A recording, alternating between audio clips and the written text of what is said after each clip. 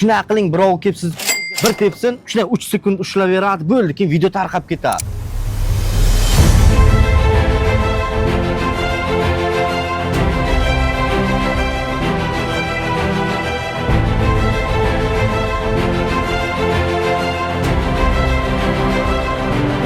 Hamma sohada endi liderlar qoladi. 10 million bo'lsa, demak yetar ekan. Biling, 10 million oylik o'tgandan keyin ham shunday yashaydi.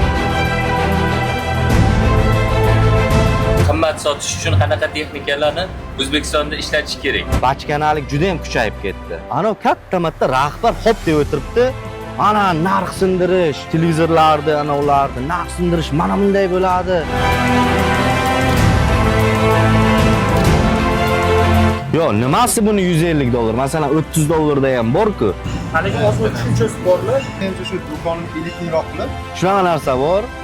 Why you are here to change the customer mind deydi.